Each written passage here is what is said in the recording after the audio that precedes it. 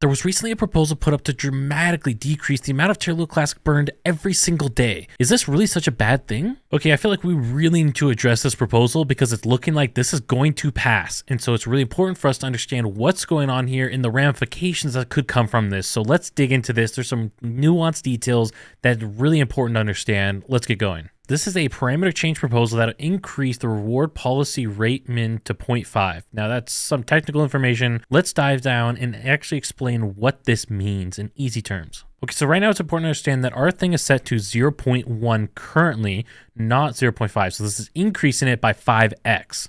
Okay, so what the heck does this mean? Well, in simple terms, you might have already heard about the minting that has occurred previously. Here's a great example. If you go over to Stakebin, you can see the Terra Luna Classic supply has actually gone up in the past 24 hours. And what this means, if we hop over this chart, you can see we have a major drop. This was the Binance burn. Binance burned a bunch of tokens. We dropped our total supply. So we just minted back 10% of that Binance burn. And so essentially what happens here is that out of the burn, we're minting back tokens that go into the community pool. And so that currently, as I mentioned, is set to 0.1 or 10%. Now this parameter change wants to change that to 0.5, where 50% of every token that's burned gets reminted into the community pool. Let's say that we burn 100 million Terra Luna Classic for some easy numbers. What's going to happen is we're going to mint back 10 million Terra Luna Classic. That's going to leave us with a net change of 90 million Terra Luna Classic that we're actually going to be decreasing our total supply by. So this 10 million is going to come back into circulation, go into the community pool. 90 million is actually going to leave. And this is under the current situation. Now, under this new situation, what happened is instead of 10 million, this would then become 50 million. And then instead of burning 90 million, we'd be burning 50 million tokens. So half of the amount that's actually sent to the burn would be reminted. This happens at the end of every epoch, which a little bit technical, but essentially every couple days is an easy way to think of it. So every couple days, it mints back for the past previous days burn. Hopefully this makes some sense. So it's not like we're stopping our burn entirely, but instead we're decreasing how much is actually going to stay burned. Again, every couple of days, we mint back some portion of that burn. So effectively at the end of the day, you're netting about 50% of whatever was originally sent to burn is actually going to stay burnt forever. So on face value, this might sound kind of bad. We're going to be decreasing the amount that we're burning by 50%. And that's not ideal, right? Everybody wants to burn tokens. But the idea behind this proposal, I think, is actually something that we need to think about and draw some conclusions to. So the idea behind this proposal is talking about how imperative it is to ensure that the community pool is well funded.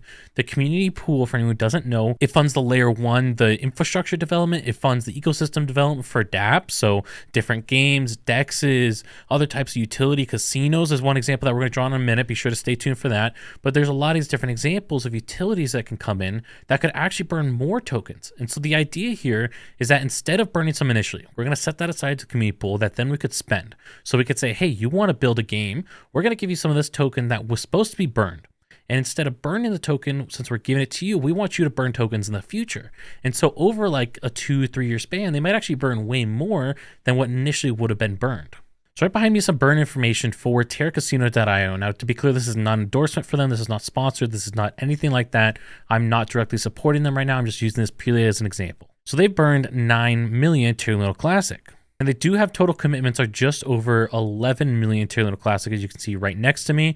But they do a burn. It seems like every couple days. It says it's supposed to update it every day, but I think they're maybe behind a little bit because it does show the last burn about 4 days ago now. So regardless, we're looking at a couple days, about just under 1 million Terra Luna Classic per day since they launched on November 19th. Roughly in the neighborhood of 900,000 Terra Luna Classic burned every single day. Now let's round that down. Let's be generous here and say that maybe that's because of initial hype. People are really excited about this casino. That's a new utility to the ecosystem. And over time, maybe they average about 500,000 Terra Luna Classic burned every single day instead of the current 900,000. So basically cut it in half, round it to a nice easy number for us. Now, based on current values, that's $80 a day. And that might not sound like a lot, but over the course of a year, that equates to $29,000, just over $29,000. And again, this is one utility, to be clear. We're not relying on $29,000 to save our entire ecosystem. This is an example, a single example. We would need hundreds of these.